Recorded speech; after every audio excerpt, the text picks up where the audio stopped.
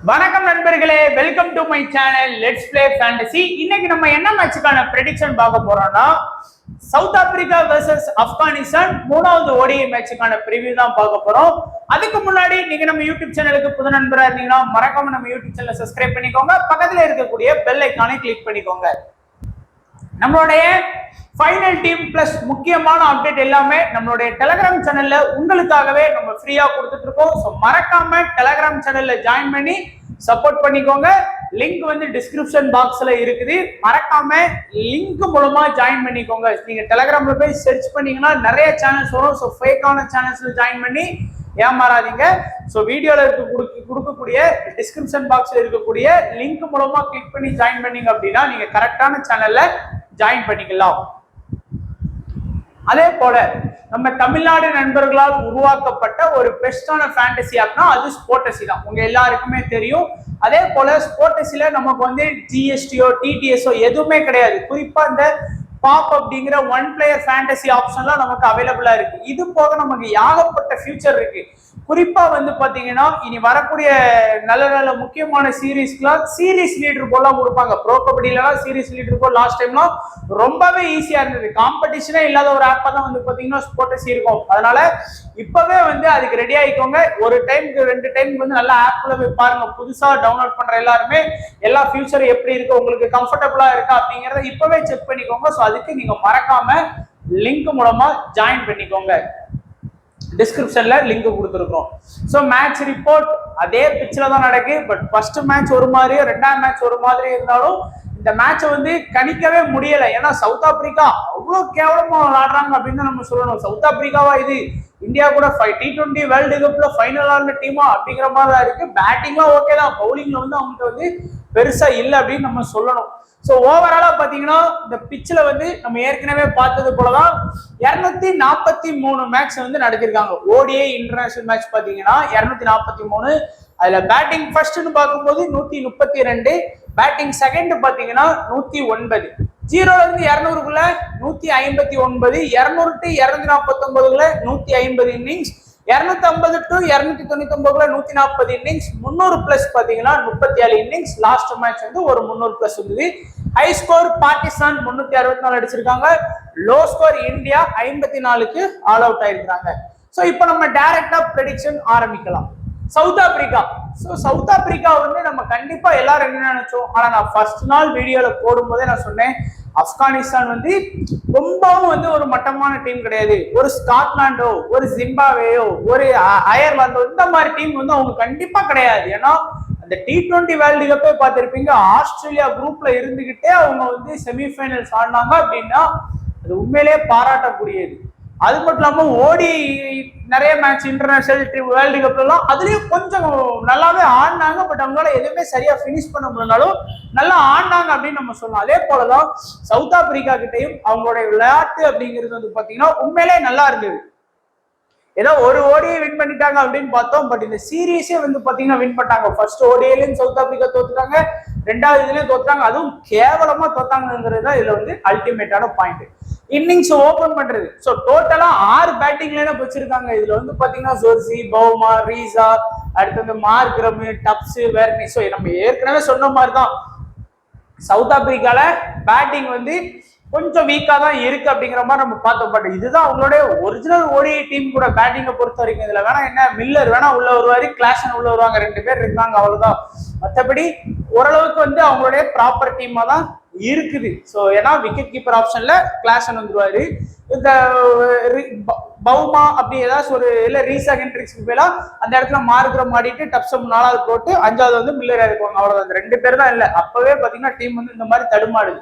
So இந்த 6 பேர்ல வந்து நமக்கு வந்து இம்பார்ட்டன்ட் அப்படின்னு பாத்தீங்கன்னா யாரை எடுக்கிறதுனே தெரியல. ஏன்னா சவுத் ஆப்பிரிக்காவை நம்பலாமா நம்ப கூடாதா அப்படிங்கிற மாதிரிதான் இருக்குது. ஏன்னா ஆப்கானிஸ்தான் வந்து அந்த அளவுக்கு காட்டுறாங்க. பட் இந்த மேட்ச் வந்து கண்டிப்பா சவுத் ஆப்பிரிக்கா வின் பண்றதுக்கு நிறைய பாசிபிலிட்டி இருக்கு. ஏன்னா ஆல்ரெடி ஆப்கானிஸ்தான் வந்து சீரியஸ் வின் பண்ணிட்டதுனால என்ன பண்ணுவாங்க அப்படின்னா ஒரு சில பிளேயர்ஸ்க்கு வந்து புதுசா சான்ஸ் கொடுக்கலாம். ஸ்குவாட்ல இருக்கிற பிளேயர்ஸ் ஏன்னா 3க்கு 2 வின் பண்ணியாச்சு, முடிஞ்சு போச்சு. இந்த மேட்ச் அவங்க ஜெயிச்சாலும் தான் தோத்தாலும் தான் அப்படிங்கிறதுனால கொஞ்சம் புது பிளேயருக்கு வாய்ப்பு கொடுக்கும்போது அது சவுத் ஆப்பிரிக்காவுக்கு மேபி அட்வான்டேஜா இருக்கலாம் கண்டிப்பா. அதனால இந்த மேட்ச் வந்து வின் பண்றதுக்கு அவங்களுக்கு வந்து ஒரு 80% வாய்ப்புகள் இருக்குது.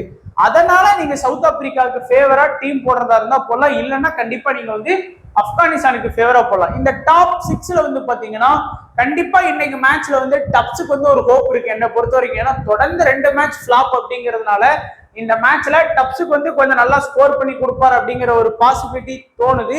அதே மாதிரி ரீசா ஹென்ட்ரிக்ஸும் தொடர்ந்து 2 மேட்ச் ஃபிளாப் அப்படிங்கிறதுனால அவர் எல்லாருமே தொடர்ந்து ஃபிளாப் தான் இருந்தாலும் இந்த ரீசா டப்ஸ் மாதிரியான பிளேயர்ஸ் வந்து 3 ஓடிஐ இருக்குன்னா 2 ஓடிஐ சரியா பெர்ஃபார்ம் பண்ண மாட்டாங்க. நான் ரீசாவை பத்திலாம் அப்படிதான் சொல்லியிருந்தேன். ஏதாச்சும் ஒரு ஓடிஐ தான் நல்லா ஆடுவார், அது எதுன்னு சொல்ல முடியாது. மேபி அவரோட கம்பேக்ட் மேட்சா இந்த மேட்சா கூட இருக்கலாம். ஸோ ரீசா ஹென்ட்ரிக்ஸ் டப்ஸி என்ன பொறுத்த வரைக்கும் இந்த சொர்சி கொஞ்சம் நல்லா ஆடக்கூடிய டேலண்டான பிளேயர், அவரே நீங்க ஃபோக்கஸ் பண்ணிக்கலாம். ஸோ இந்த 3 பேர் நீங்க கொஞ்சம் ட்ரை பண்ணலாம். பட் மார்க்ரம் வந்து கொஞ்சம் நல்ல பவுலிங் ஆப்ஷன் வச்சிருக்கிறாரு. ஏன்னா 6th பவுலிங் ஆப்ஷன்ல சவுத் ஆப்பிரிக்காவுக்கு அவர் தான் இருக்காரு, வேற யாருமே இல்லை. ஸோ கண்டிப்பா அவரால் வந்து பாத்தீங்கன்னா ஒரு 5 ஓவருக்கு மேலேயே பவுலிங் பண்ண முடியும். குறையாம ஒரு 5 ஓவர் பவுலிங் பண்றாரு. அதுல பிறகு 2 மேட்சா வந்து விக்கெட் எடுத்து கொடுத்துட்டாரு. ரன் அடிக்கலனாலும் ஒரு விக்கெட்டுக்கு 25 பாயிண்ட், அது எல்பி போல்டாக்கெல்லாம் 33 பாயிண்ட் கிடைக்கும். அப்படிங்கும் போது ஒரு பேட்ஸ்மேன் 30 ரன் கஷ்டப்பட்டு ஸ்கோர் பண்றதுக்கு வாங்கி கொடுக்கக்கூடிய ரன்னை வந்து ஒரு விக்கெட்ல வாங்கி கொடுத்துறாரு மார்க்ரம். அதனால மார்க்ரம், சொர்சி, ரீசா, ஸ்டப்ஸ் இந்த 4 பேர்ல யாருக்காச்சும் 3 பேருக்கு வந்து நீங்க வந்து இம்பார்ட்டன்ஸ் கொடுத்து உங்க டீம் செட் பண்ணலாம். அதே மாதிரி பவுலிங் ஆப்ஷனை பொறுத்த வரைக்கும் இன்னைக்கு மேட்ச்ல நமக்கு வந்து Peter, Muller, fortune, burger, Ngidi இந்த 5 பேர் இருக்காங்க. 5 பேருமே ப்ராப்பரான பவுலிங் ஆப்ஷன்ல இருக்கிறாங்க. ஏன் பிராட்மன்லாம் எடுக்கலன்னு தெரியல, ஒருவேளை இன்ஜுரி எதுவும் இருக்காரான்னு தெரியல. எந்த ஒரு நியூஸ்மே நான் படிக்கல, அவங்களுடைய அபிஷியல் ட்விட்டர் வெப்சைட்ல இருந்து நான் எதுவும் பார்க்கல, அதுதான் நம்ம சொல்ல முடியும். அண்ட் நம்ம பார்த்தோம் அப்படின்னா இந்த மேட்ச்ல வந்து நீங்க வந்து முல்டருக்கு வந்து கொஞ்சம் ஃபோக்கஸ் பண்ணலாம் மேபி. அதே மாதிரி பர்கருக்கு கொஞ்சம் ஃபோக்கஸ் பண்ணலாம், அதே மாதிரி பீட்டருக்கு கொஞ்சம் ஃபோக்கஸ் பண்ணுங்க. இந்த 3 பேருக்குமே நீங்க வந்து ஃபோக்கஸ் பண்ணுங்க. ஒரு சில விக்கெட் வந்து கண்டிப்பா எடுத்து கொடுப்பாங்க. ஸோ ஆக மொத்தம் ஒரு 6ல இருந்து 5 பிளேயர் வரைக்கும் நீங்க எதிர்பார்க்கலாம். பேட்டிங்ல இருந்து 1 2 3 4 5 6 7 இந்த 7 பிளேயர்ல எய்தர் 5 பேர் எடுங்க, இல்ல 6 பேர் எடுக்கிறது உங்களுடைய விருப்பம். கேப்டன் வைஸ் கேப்டன் பாத்தீங்கன்னா மார்க்ரம்க்கு ஒரு நல்ல கேப்டன் வைஸ் கேப்டன் கொடுங்க, டப்ஸுக்கு வந்து ஒரு நல்ல கேப்டன் வைஸ் கேப்டன் கொடுங்க, பர்கருக்கு ஒரு கேப்டன் வைஸ் கேப்டன், பீட்டருக்கு ஒரு கேப்டன் வைஸ் கேப்டன். இந்த 4 பேருக்குமே இன்னைக்கு நீங்க சவுத் ஆப்பிரிக்கால இருந்து கேப்டன் வைஸ் கேப்டன் கண்டிப்பா எடுக்கலாம். பட் நம்மளுடைய கணிப்புப்படி இந்த மாதிரி நடந்தா சவுத் ஆப்பிரிக்காவுக்கு ஃபேவரா போடுறது அர்த்தம் இருக்கு. ஏன்னா நம்ம 2 மேட்சுமே தொடர்ந்து தோத்துட்டோம் இந்த சீரீஸ்ல. ஏன்னா சவுத் ஆப்பிரிக்காவை நம்பிதான் மோசம் போச்சு. இந்த மேட்சும் நம்ம இந்த 3வது ஓடியையும் சவுத் ஆப்பிரிக்காவை நம்புவோம். ஏன்னா திடீர்னு வின் பண்ணிட்டாங்க அப்படின்னா இந்த மேட்ச் நம்ம போயிட்டு ஆப்கானிஸ்தானுக்கு ஃபேவரட் டீமை போட்டு ஆப்கானிஸ்தான் ஜோக் பண்ணிட்டாங்க அப்படின்னா முடிஞ்சு போச்சு. அதனால வந்தா வருது போனா போதுன்னு சொல்லி சவுத் ஆப்பிரிக்காவுக்கு ஃபேவராகவே நம்ம வந்து டீம் செட் பண்ணலாம். அதே போல ஆப்கானிஸ்தான் நல்லா ஆடக்கூடிய டீமா இருக்காங்க. ஃபுல்லா பாத்தீங்கன்னா இந்த ரஷித் கான் வரைக்குமே பேட்டிங் இருக்கு. குறைச்சு மதிப்பிட முடியாத டீம் அப்படிங்கிறது இதுதான். எல்லா பிளேயர்ஸும் அவங்களுடைய ஓன். இப்ப இந்தியானா எல்லாருமே என்ன சொல்லுவோம், பும்ரா, விராட் கோலி இவங்க தான் அப்படிங்கிற மாதிரி நம்ம சொல்லிட்டு இருக்கோம். ஸோ சும்மா சண்டை வந்தாங்க. இவங்க வந்து ஒரு டீமா வந்து எல்லாருமே நல்லா ஹார்ட் ஒர்க் பண்றாங்க. புதுசா தான் வந்து பாத்தீங்கன்னா அடுத்து வந்து பாத்தீங்கன்னா எல்லாருமே வந்து புது பவுலர்ஸ் தான். பெருசா ஒன்றும் அவங்க வந்து எக்ஸ்பீரியன்ஸ் அப்படிலாம் கிடையவே கிடையாது. இப்பதான் மிஞ்சி போனா ஒரு 5 ஓடி 6 10 ஓடிக்குள்ள எல்லாருமே ஆடி இருக்கிறாங்க. பெருசாலாம் யாருமே வந்து பாத்தீங்கன்னா ஆடினது இல்லை. பட் இருந்தாலும் நல்லாவே ஆடினாங்க. பேட்டிங்கை பொறுத்த வரைக்கும் நமக்கு வந்து குர்பாஸ் வந்து நான் ஏற்கனவே சொன்னேன், அடிச்ச அன்னைக்கு மிஸ், சில அன்னைக்கு டே செட் ஆச்சுன்னா 105 ரன்னும். அதே மாதிரி ஃபர்ஸ்ட் பேட்டிங் பண்ணாலே அவர்கிட்ட கொஞ்சம் ரன் எதிர்பார்க்கலாம். பட் நான் வந்து சவுத் ஆப்பிரிக்கா பவுலர்ஸ் கொஞ்சம் நம்பிட்டோம். ஸோ அதே மாதிரி ஹசன் வந்து பாத்தீங்கன்னா ஒரு ஆவரேஜான ஸ்கோர். ரஹ்மத் ஷா நான் லாஸ்ட் மேட்ச்ல வந்து கேம் சேஞ்சர் ஆப்ஷன்ல கொடுத்திருந்தேன், 50 ரன் வந்து அடிச்சு கொடுத்திருந்தாரு. அடுத்து வந்து பாத்தீங்கன்னா ஷஹீரி அந்த டீமோட கேப்டன் பெருசா ஆள்ல. அடுத்து Umar Sai captain vice captain ஆப்ஷன்லேயே வந்து நம்ம கொடுத்திருந்தோம். நம்ம கொடுத்த கேப்டன் வைஸ் கேப்டன் ஆப்ஷன் எல்லாமே நல்லா பெர்ஃபார்ம் பண்ணியிருந்தாங்க. லாஸ்ட் மேட்ச் வந்து ரஷித் கான், மார்க்ரம், உமர் சாய், டப்ஸ் மட்டும் சரியா பெர்ஃபார்ம் இல்லை. மீதி 4க்கு 3 பேருமே நல்லாவே பெர்ஃபார்ம் பண்ணியிருந்தாங்க. உமர் சாய் தான் லாஸ்ட் மேட்ச் வந்து நல்ல ஒரு ஃபேண்டசி பாயிண்ட் வந்து வாங்கி கொடுத்தாரு.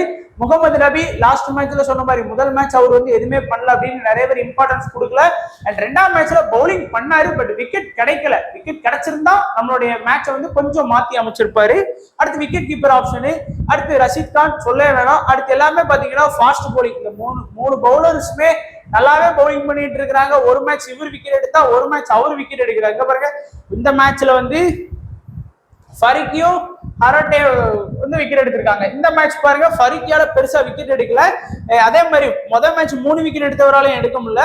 இந்த முதல் மேட்ச் வந்து முட்டை விக்கெட் எடுத்தவர் 4 விக்கெட் எடுத்தாரு. ஸோ முதல் மேட்ச் வந்து 4 விக்கெட் எடுத்தவரால விக்கெட் எடுக்க முடியல. ஸோ அந்த மாதிரி ஒரு மேட்ச் வந்து சரியா பெர்ஃபார்ம் பண்ணியிருக்காங்க. ஒரு மேட்ச் இவர் ஒரு மேட்ச் அவர். இவர் வந்து 2ஆம் மேட்ச் பெர்ஃபார்ம் பண்ணியிருக்காரு. இவர் ஃபர்ஸ்ட் மேட்ச், இவர் வந்து பாத்தீங்கன்னா ஃபர்ஸ்ட் மேட்ச்.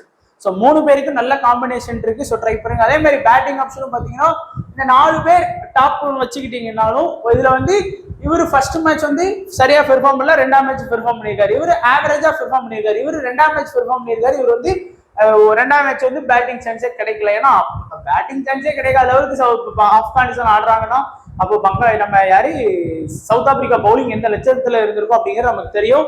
இந்த மேட்ச் வந்து இவங்க வந்து டீமை வந்து கொஞ்சம் மாற்றி அமைத்துட்டு போனாங்கன்னா, அதாவது 11 பிளேயர் சேம் 11 போச்சுன்னா சவுத் ஆப்பிரிக்காவுக்கு கண்டிப்பா டஃப் ஃபைட் கொடுப்பாங்க. அது மட்டும் இல்லாம டாஸ் எல்லா மேட்சுமே இவங்களுக்கு சாதகமா லாஸ்ட் மேட்ச்ல அமைஞ்சது. டாஸ் வின் பண்ணிட்டாங்க. அண்ட் அதையும் நம்ம பார்க்கணும். ஸோ இப்போ ஒரு சேஃபான ஒரு ஸ்மால் லீக் டீம்னா சவுத் ஆப்பிரிக்காவுக்கு ஃபேவரா தான் நம்ம டீம் செட் பண்ணணும். பட் நம்ம வந்து பாத்தீங்கன்னா டப்ஸ், சோர்சி, மார்க்கம் டாப்ல ஆடக்கூடிய 3 பிளேயர் எடுத்திருக்கோம். பவுலிங் வந்து இங்கடி பர்கர். உங்களுக்கு எக்ஸ்ட்ரா ஒரு பவுலிங் ஆப்ஷன் தேவைப்பட்டுச்சுன்னா கண்டிப்பா நீங்க வந்து முல்டரை வந்து ஒரு கேம் சேஞ்சர் ஆப்ஷன்ல எடுக்கலாம். அடுத்து ரஷித் கான், ஃபரிக்கி, நபி, ஒமர்சாய், ரஹ்மத்ஷா அண்ட் குர்பாஸ். ஸோ இது வந்து ஒரு சேஃபான டீமா இருக்கும். கேப்டன் வைஸ் கேப்டன் நான் லாஸ்ட் மேட்ச் யாரை கேப்டன் வைஸ் கேப்டனா போட சொன்னேன் அதே தான். ரஷித் கான கேப்டனா போட சொன்னேன் லாஸ்ட் மேட்ச். மார்க்ரம், ஒமர்சாய் எல்லாருமே நல்லா பெர்ஃபார்ம் பண்ணாங்க. டப்ஸ் தவிர மீதி எல்லாருமே நல்லாவே ஆடினாங்க. அடுத்து கேம் சேஞ்சர் ஆப்ஷன்ல இன்னைக்கு வந்து பாத்தீங்கன்னா சோர்சி, பர்கர், ஷகிரி, அடுத்து வந்து சஹான்ஃபர்.